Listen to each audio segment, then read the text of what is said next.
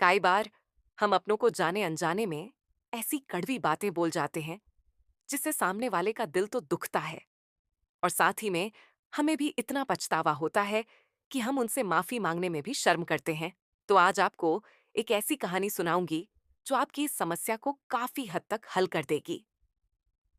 एक दिन श्री कृष्ण अपने दोस्त उद्धव के साथ बैठे थे।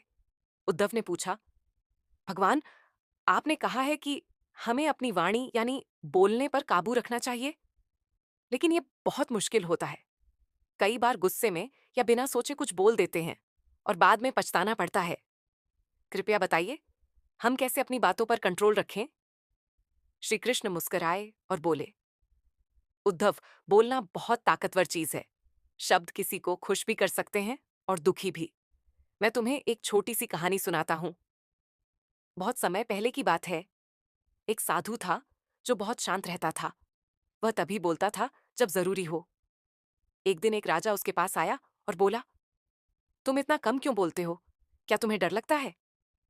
साधु हंसते हुए बोला, नहीं राजन, मैं बोलने से पहले बस 3 बातों का ध्यान रखता हूं। 1, क्या मैं जो बोल रहा हूं वह सच है? दूसरा, क्या यह जरूरी है? 3, क्या इससे किसी को दुख तो नहीं होगा? राजा को यह सुनकर हंसी आ गई। वह बोला, अगर हर बार इतना सोचोगे तो बोलोगे कब? साधु ने शांति से कहा, अगर सब लोग ऐसा सोचकर बोलें तो इस दुनिया में झगड़े ही नहीं होंगे। राजा को बात समझ आ गई और उसने साधु से माफी मांगी।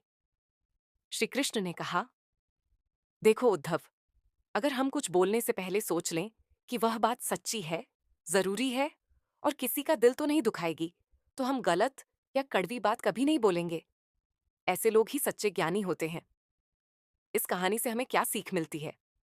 श्री कृष्ण हमें बताते हैं कि बोलने से पहले सोचो। हमारे शब्द बहुत असर डालते हैं, इसीलिए हमें सोच समझकर प्यार और सच्चाई से बोलना चाहिए।